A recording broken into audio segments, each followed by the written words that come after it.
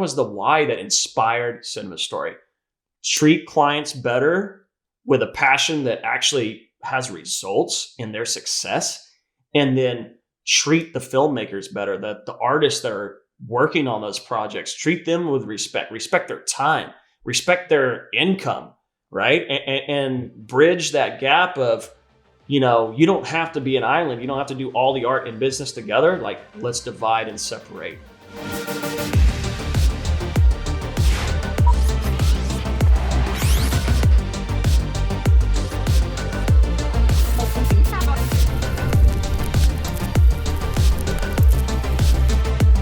All right. Okay, here we are. It is 2022. Yeah. And you've owned CinemaStory for how long now? 12 years, man. 12 years. 12 years. So talk to me about just the origin and birth of CinemaStory. What made you want to do it? Where it came from? Who is it? What is it? Why is it? So CinemaStory actually was kind of almost like a joke or experiment when I started it. All right. And that sounds terrible, but it does. Let me give a little backstory. So I was going to UNT. I graduated in 2009 and paying the bills through waiting tables, bartending, bar managing, whatever I could, right, to kind of make ends meet. Film was kind of like this big dream. Like, I wanted to do it, right? But how do you do it? All the big filmmakers, they're in California or they're in New York. So do you transplant and try to work your way up there? The commercial stuff wasn't like it is today. Like 2009, we were still shooting on mini DV tape. So giving you a lot of background, because I was working in a restaurant. This guy came in and was trying to pitch the restaurant a commercial video. And so the owner of the restaurant said, "Oh, one of our guys does video. He just graduated. He can handle it." And I was like, I don't really do that. Like, talk to the guy. So the guy ends up talking to me. The restaurant doesn't hire this guy to do the video. And by the way, this is he's a total salesman. He's not a filmmaker, right? So funny thing is, he ends up talking to me and saying, "Oh, you have no experience?" I had shot friend stuff, skateboard, concerts, nothing really professionally at that point for a paycheck, right? Some side stuff, very minor, maybe a few couple $100 here and there. And this guy says, "Yeah, you got a job. You can film these commercials for us." Mm-hmm. Well, School of Hard Knocks started early. That company that I won't name, they're not in existence anymore. I tried to find them because basically after I did 1 or 2 projects for them, they booked me for 3 more. I was still working my day job, my night job, really, bartending, bar managing. And I go out to shoot 3 more projects, come back, working on the edit, waiting for the script VO to come in for them. And this guy ghosts on me. He ghosts on me. He ghosts on all the clients. And now they don't have a product. I don't have a payment. I don't even have the assets to finish the products for these clients. So I had to go back and kind of let them know, "Hey, this is where I'm at. Like, I don't help. I don't know. Right. I didn't know what to do in that situation." Right.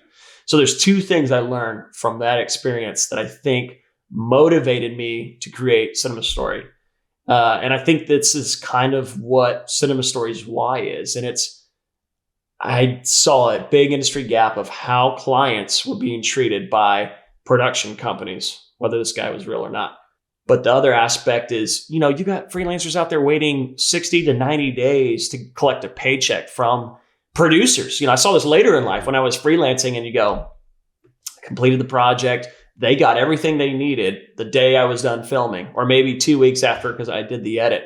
But I'm waiting 60 to 90 days to get a paycheck. And at that time, a lot of freelancers, and I'm sure you can speak to this too, you're working paycheck to paycheck, right? When I left my restaurant industry job, I was working paycheck to paycheck to even be able to consider going full time in video production.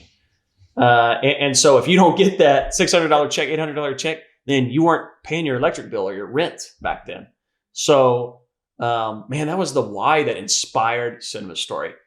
Treat clients better with a passion that actually has results in their success, and then treat the filmmakers better, the artists that are working on those projects, treat them with respect their time, respect their income, right? And bridge that gap of, you don't have to be an island. You don't have to do all the art and business together. Like, let's divide and separate some things. And so CinemaStory was born with a big dream of filling those two gaps and then also being a bigger collaborative agency. Obviously, with the name CinemaStory, it wasn't Shane Wright Simmer Filmmaking or Filmmaker or whatever. That's a hard name to say anyways. But CinemaStory was a bigger concept than just myself. And that's why I was born. Talk to me about what it started out as, like you being a solopreneur, doing everything, like wearing every hat, eventually like your wife worked with you and was shooting, like helping you just second shoot to, where it's at now. Yeah. And then maybe just a little bit about how you got from point A to point B. Man, it has been a journey. Okay. So I think like everybody else, I started out as that freelance entrepreneur, artist, right? Kid with a camera, businessman with some dreams, right? Mm-hmm. And so, when I first started out, even before the name CinemaStory, it was just me handling everything. So it's your friend that, has a business that they want you to shoot something and you can turn it into a video. And so it's really just experimenting and like, yeah, I can shoot that. And what do you want? And I'll create it. Right. And you wore all the hats. Like you say, man, you're the producer, which is the client liaison, logistics, creative design. Back then, we weren't experienced. Right. So we were letting the client, which is totally incorrect, but letting the client be the creative design, the only creative design element, instead of speaking to that. And then I'm shooting it, and then I'm editing it, and then I'm reviewing it myself. I have no external advice or help, and then I'm delivering it. Over time, that model was somewhat working. I was figuring out holes in the industry that I said, oh, well, we need to speak to this or address this. And as that book of business and word of mouth, and even a little bit of marketing here and there, as that grew, I realized, all right, I need some help. Like I can't do all this by myself. And neither did I want to. I was getting to early on, I thought, I just need help, right? And I think later evolved to I wanted help. But you start to realize, hey, we need multiple camera angles for this. This is a big event coverage deal, or I need somebody to carry lights and gear and set everything up. So at first it was a necessity, right? A necessity to bring on additional people. And so that's a whole nother story about how I was sourcing, but finding people here and their friends or, even my wife at one point, she was who was your girlfriend at the time. At the time, I drug her into filmmaking as well, and then she, quit on me. She fired me. She quit on me really quickly after a while because she didn't like to work the weekends.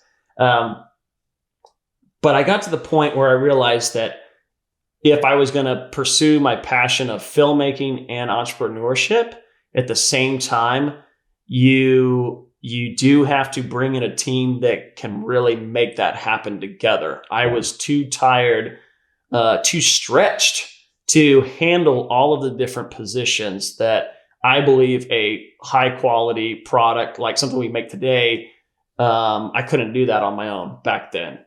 Or it would take all of my time and the living experiences, the living expenses, the budget didn't really match the product at the time. So I started looking for people like yourself, where I could find somebody that was younger in the industry, right? I got you fresh out of college, so you were a perfect match. They don't make them like they make Joey. They don't, baby. They don't. And because you came out of college not only with the collegiate experience, which we won't get into all of that. It was only collegiate experience, like not a lot of real world on set experience. Right. But you already had those real world experience. Like UNT did a great job. Well, and I did a lot of passion projects outside of college. That was the biggest thing that, and that's what I'm getting to, because when you came to me, I said, all right, let's, I always audition people. We met at Starbucks, right? Talked through, kind of wanted to get a feel and vibe for who you were, looked at any work that you had done, talked about your gear. Little portfolio at the time. And that's the thing. I could see your work, but as you know, and when you get a filmmaker out there, it's totally different in the real world.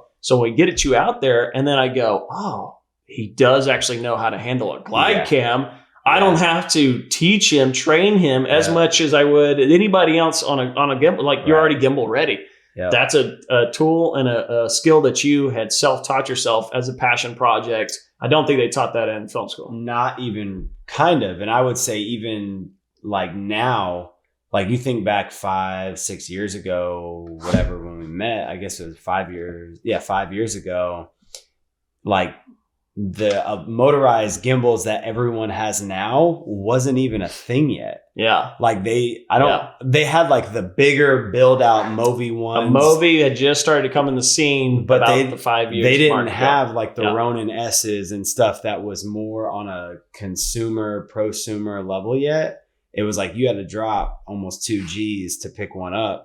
And so GlideCam was the only way back in the day. Yeah. Even like 5-6 years ago. Yeah. So having that background, like not a lot of people now even. And this is a tangent that I want to run down this trail with you, brother, because you and I believe the same way. Yep. And big shout out to GlideCam because the fact, like I grew up on GlideCam. Right. I watched the greats like Devin Supertramp, which I was glad you knew who that was. You had done your research. Oh yeah. I had watched those guys use the GlideCam in ways that blew my mind, that budget filmmakers at the time could make high-end content with this tool with tons of practice, right? And a lot of frustration at the beginning. Oh yeah. It's not easy day one. And I will say, and I know you and I both believe this, but the best people on gimbal, I believe, are people that started on a non-mechanized, I'm talking analog, a weight-based gimbal, because you learn not only how to balance it properly, which you can learn that with the mechanized as well, but you learn how to balance it properly. You learn how to walk and how to translate motion into your body and your arms. That a lot of times, some of these newer filmmakers, you're seeing a shake, you're seeing a bounce, a walk. One, because they haven't properly balanced their gimbal. Right. Which again, that's a practice thing. Even with the GlideCam, it took years to do and figure out how to dial in everything perfectly. And then you can do it in your sleep, right? You can set your GlideCam. You're like, oh, it's good to go. I know it's ready. Yeah. And then the aspect of the walk, man, and the posture and how you hold your arms and your knees and how to maneuver. And those skills that you already had, I was seeing. In fact, I told you on that first day when we were working, we were filming for Concord Church. It was an event coverage. So we were doing an event project. I told you the first day on that, I was like, oh, already know how to GlideCam. That's great because I saw you. And Joey's over there with his knees bent. He's got just the right amount of arch in his back. And he's using his fingers as the guide, right? And it's a certain touch on the GlideCam, which takes a long time to master too. You're not grabbing it and swinging it. You're just tweaking it to turn it, right? Slightest touch, And everybody's got their own type of unique style to it. But seeing that, I go, that's awesome. And so I would say anybody that wants to get any gimbal, like they want to be a gimbal op, a gimbal experience, man, start with the GlideCam. 100%. Start with a weight balance system. Learn how to walk first and hold your body correctly in the camera. And then also study practical moves, because that's the other thing that we've talked about. Mechanized gimbals let you make moves that are not seen in cinema or typically very flattering to any type of shot that you're trying to do, right? Some things that are just not natural. We don't want to go left to right. We don't want to go forward and back. There's just so many things that you can do with it that, yes, think outside the box, experiment, but you'll see a lot of those mistakes make it into final products because the gimbal op wasn't thinking in a gimbal shot. With the GlideCam, we're thinking from A to B, or we're tracking somebody. We're not thinking of a super complex shot, which is really cool that you can do with the mechanized, but you also need to have the theory behind that when you start that. Okay, so we went on this tangent on GlideCam and mechanized gimbals, but I think you were asking about how it's evolved. So at the time, it was out of necessity. I was bringing on these second shooters to help me get coverage, right? And then as I understood the book of business and our return in value to our clients was creating more book of business, I knew I needed people that I could trust in the industry. So I was looking for people like you, like I said, young, right out of college, but had some experience. I didn't have time to train you from day one. You had to learn my systems. You had to learn, some of my styles, but you also brought your own value into the company at the very beginning, which I was grateful for. And then it was also the loyalty aspect of, I knew I could count on you for these shoots. Right. You also had the flexible schedule, which was great. Yeah. Not everybody had that at the beginning, not even me. Yeah. And so it grew into us having additional freelancers to fill the need and the necessity, turning into But I would say even prior to that, there was at least a solid year from the point when you met me. Oh, I was bringing on, since 2012, I was bringing on, and it might have been even before that. So again, rewind all the way back to the beginning. Right. I was doing freelance solo videographer. I was working for Demand Media, eHow, and I was pumping out tons and tons of content, editorial content. I was lighting, shooting. I did have a producer that was booking the shoots, but I was doing everything else, the edits and everything. Right. And then as I started to build some of my own book of business, I would bring in second shooters, additional help, and I was still editing and producing everything. But it was nothing where we would stay together, right? Right. It was gig work. And that's how a lot of our industry still works. Everybody's freelance. They have a couple of their besties that they call and like, I know this guy's my DP. He can come work with me. I know this guy's good with lights. But it's kind of this loose network of people, which is great because it's flexible, but is it consistent? I don't think it is. Yeah. And so with CinemaStory, you were the new era. When I found you, you were the new era of getting people involved for the long run and getting them connected inside as a company. Mm-hmm. And so I started changing the language of I'm CinemaStory to we are CinemaStory. And we do that with people that come in now as well. We want everybody to feel a part of CinemaStory. And yes, everybody's got their side hustle. We got to make dollars. Right. And so sometimes there's gaps in even our huge book of business that we have to fill with other projects and passion projects too. Sure. Washington's Armor, your first film that you just DP'd, that's outside of CinemaStory. Right. But that's something that's so big and so exciting. So there's things that are happening outside of the company, but within this company, you have a group of people, I think, that are passionate about working together in their elements that they really are great at. So no longer do you have to do the producing, the directing, the legal aspects, the contracts, the invoicing, then the shooting, then the editing, then the review process. You might just do one piece of that. Mm-hmm. And you might be really, really good at that piece or multiple pieces. And when we come together as a team, and we're consistently coming together as a team, vetted by us, trained by us, again, learning our systems, but looking for people that bring in their own skill sets that we make other people better and they make our company better. And so that's the journey from going from solo entrepreneur to getting people out of necessity and need, part-time contractor gigs, to wanting the desire to have a company, to have a business partner, to have a team behind us that can provide that consistency and that quality in our products. So you went from basically the solopreneur to really, then it became, it evolved and it grew into, we've been told it's called Golf Buddies, where then it was me and you handling everything for a good year, almost 2 years. You and I just I shot everything, you would edit everything, we just did. Hey, we shot a lot of that stuff together at the beginning. That's true. And then you became the powerhouse that you are. And it was great because we did turn into the Golf Buddies. You're right. So we shot everything together, you and I, and then it grew into me shooting just about everything. And then now we're at a place where I can't handle all the shooting and we've grown past that. Right. So talk to me a little bit about just the growing out of the solopreneur to running a company that now oversees over 30 independent contractors, sometimes on a daily basis. What was the evolution like in making that transition? Man, I hope you have 2 days to talk about this because it's a process and it's a journey. I'll try to. Yeah, I don't need every detail, but just overarching, big picture. maybe like the thought process that you had to even change and unlearn how you did things, or, you know, just the mindset shift in just not running a per project type, you know, career, but running a business, you know, overseeing contractors. Just talk about the overall trust. I'll start with trust because it's one of the biggest things that any business owner has to overcome. And just letting go. Yeah. So I remember that was one of the biggest hurdles, even with you at the very beginning. And it's not only my trust, but even clients' trust. So I'll address my trust first. You know, when you're a solo entrepreneur or artist, you have a certain way that you do things.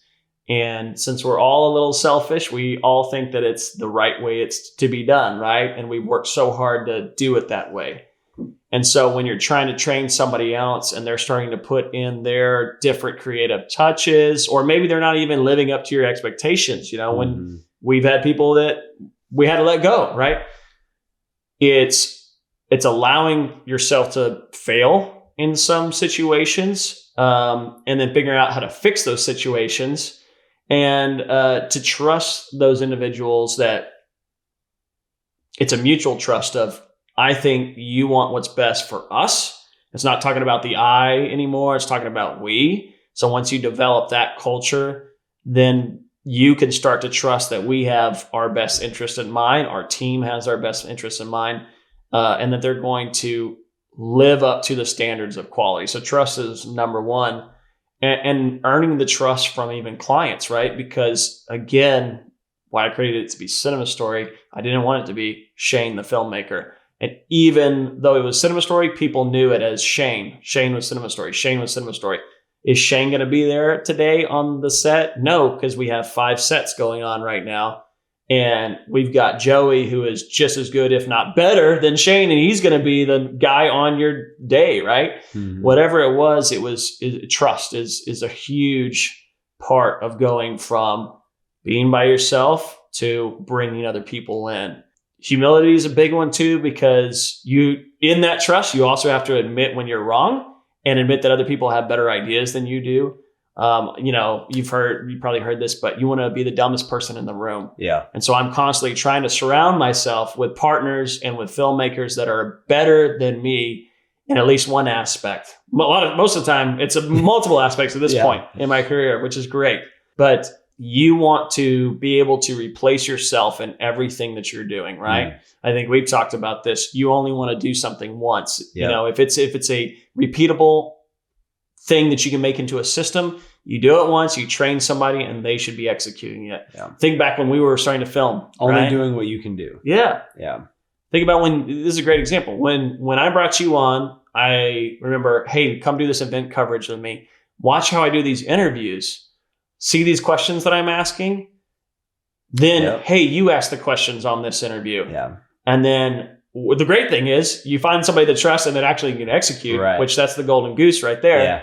Sometimes it's quick. Sometimes it's, years of training, and you were able to grab, take, execute, and improve. Right. So there's that trust again of, hey, that's not how I said to do it, but that's pretty cool, man. I like that. Right. And then being able to trust that you would execute those things so I can make the promises to the client that we were making. Right. So trust is number one. I think, humility, being able to keep humility / open-minded, right? You've got to be able to allow people to influence and change your concepts. Maybe not your dream. But your concept. And I've seen you do that a lot over the years, just in terms of like opening up to new ideas, innovation, whether it be on the back end, on the creative side, and how we build our products out, just in working with people, just everything. I've seen you open up quite a bit over the years. Thanks, man. And you have to do that because if I didn't do that, one, we wouldn't be where we are now because you guys are bringing that new culture, that new vibe. You have to be constantly evolving. And so and I don't think you can do it by yourself. You need talented people. Again, be the dumbest person in the room. Don't let anybody know that you're the dumbest person in the room. Right. That's my trick. So number 3 would be systems. The only way CinemaStory is possible is because we're so logistically inclined.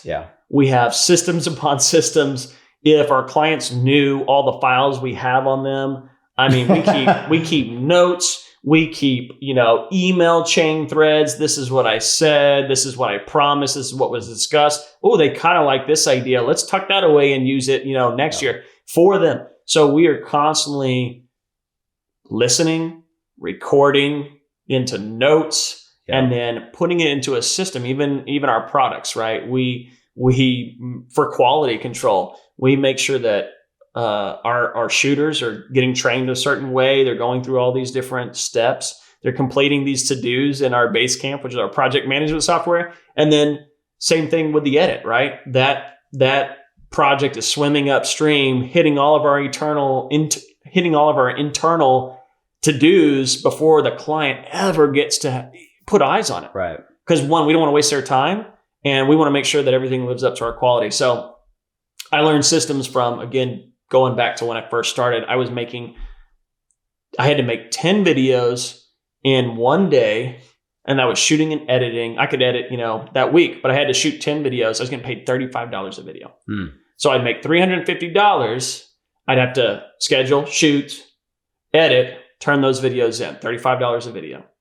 And so it was quantity, right? And because I was a young artist, I wanted quality as well. Right. So I was always trying to make cool things and make cool, different designs in the editorial world, right? And people were saying, "Whoa, that's different. Oh, you used an underwater camera." I had like a drone, the GoPro drone, and they're like, "Oh my gosh, drone!" Like stuff that people hadn't seen before at that time.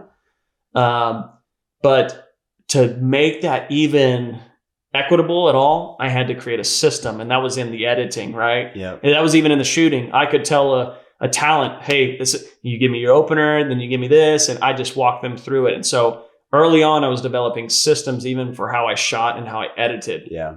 And I had to then translate that into the business world as well. Like, how do we get new clients? How do we keep our current clients? How do we get new filmmakers? How do we keep our current filmmakers? Quality control, all of those things have to be put in a system. You need software to do that. You need people that are better than you in the room, that are logistical thinking people. And it's a balance, it's a balance between that art and business. And that's, those three things is how we were able to get from that point to there. It's good, man. I think I want to probably close this out with asking you one question just about, and this is something that I've seen over the years, is just seeing your passion evolve as well. And so when I first met you, like you were trying to grow, like, get more clients, this, that, and the other. But I think you were even more in touch with the creative side at that time. And then now, fast forward 5 years from now, like I've seen your passion grow on the business side and building business, structure and systems and all that stuff. So maybe give me your rendition on how you feel like your passion has evolved over the years, and just affirming that it's okay to almost change directions at times. Because I think a lot of new up and coming filmmakers, they get locked into, it's an identity thing, really. Like you start to tell yourself you are trapped in this box, and then you ever try to, you break outside of that. There's uncomfortability with what are people going to think? What do people know me as? What of my clients that have worked with me for years, what are they going to think? Maybe talk to me about just how your passion has evolved over the years. That's great. Because this goes back to other conversations we've had in the past, but it's, I literally had to tell people I don't DP anymore. I don't want to be the director of photography. I don't want that. Yeah. I have people that are so amazingly talented that I would love to get plugged in and let me come in and do this type of role that I'm more passionate about. Yep. If even that. I think the passion, going back as a kid, I've been passionate about two things. Entrepreneurship. I was selling newspapers at my church, homemade newspapers at my church for like 5 cents, and mowing yards when I was 15, doing landscapes, taking down trees, all of that stuff. I always love entrepreneurship. And then filmmaking. I love movies, watching them with my dad, my mom as a kid, going to the theater. And then when, you got to that teenage years, starting to get your own camcorder and trying to make videos in the backyard. So I had both of those passions at the very beginning. And I think out of necessity, again, I had to really dive into that entrepreneurship passion because you had to make money and an income to support yourself, even beyond the art form, right? I couldn't just, there was no way to fill that gap other than making money. So I could work 2 jobs and do filmmaking on the side, or I had to make filmmaking pay for itself. And so I think I want to say, yes, it's 100% okay. And I think to change your passion. And I think as you go through different experiences in life, you'll start to really dial in on things that you really, really enjoy and that you're good at, and other things where you go, I might have to work harder on that. And do I really want to, is this my end goal? So I started thinking an end goal. And one thing I read a long time ago and I started to practice was, you start saying what you do before you actually do it. So if you want to be a producer, you start calling yourself a producer. You want to be a director, you call it a DP, same thing, right? Now, I'm not saying go out and lie to somebody and say, yeah, I'm a DP, I can shoot your film, I have no experience. No. But there's a level of fake it till you make it mindset. You have to believe in yourself. You can't just go out there and, if you want to be a DP, you can't just be like, oh yeah, I'm a videographer and I shoot this, and one day I want to be a DP. That's not the mindset you need. The mindset is, I'm going to be the best DP, and right now I'm making videos that's training me how to be the best DP, right? And you put DP by your name, right? And so until you earn that credit, and then you can publicly put that DP by your name, okay? So as my passion started to change, I realized that I like that directing element and that producing element. I love seeing things come together. I love seeing my creative artists come together and then be successful. Watching you and Washington's Armor, even the commercial stuff that we do, that gives me so much joy and fulfillment, and our other filmmakers too, because I see them either learning new things or flexing and showing their craft, right? And I'm just like, that's awesome. I can't do that. Like, that's great. And I know that I come in and fulfill other needs that you guys need as well, that you may or may not even realize, like logistical and scheduling and creative design and storytelling. And so my passion really changed. I don't think not just for entrepreneurship, but it's storytelling in general, right? And it's almost relationships. I love the relationship aspect, which crosses over to storytelling and entrepreneurship, both of those things, right? You have a relationship in entrepreneurship because you want them to be successful so you can be successful. So those 2 elements have become my passion, even over, from day one, I was like, I'm going to be the best DP who makes cinematic, artsy film. I'm going to be Scorsese and a little bit of Robert Rodriguez and Tarantino, all these, guys that I looked up to. And then I realized, I think it's the storytelling elements. It's the passion and the drive. It's the, it's all of those things together and how it comes together that excites me. But it's the storytelling and the entrepreneur or business level of filmmaking that really excites me. And I think I can contribute as a teammate or a partner or a crew member in a project the best. So yes, it's okay to change your passion. You're going to change your passion. I tell my wife this all the time. Don't think what you're doing now is what you're going to do forever, right? We always get so locked in. I remember being in college or even that bartending job. I thought, well, this is it. I guess I'm going to just do this for the next 5 to 10 years. It's always, this is the car that's taking you to the airport to get on that plane, that's taking you to the space station, that's taking you, the space shuttle's taking you to the moon, that's taking you to Mars, man. There's always something else after that. So be open to it. You might not know what that airplane looks like or that space station looks like, but be ready for that change and that growth and even that change in passion. And long as you have enough passion to go after each one of those stages, you're going to be successful and you're going to crush it. And you're going to look back and love each one of those stages almost as much as the one that you're currently in. Fire. Love it. That was dope. Sweet.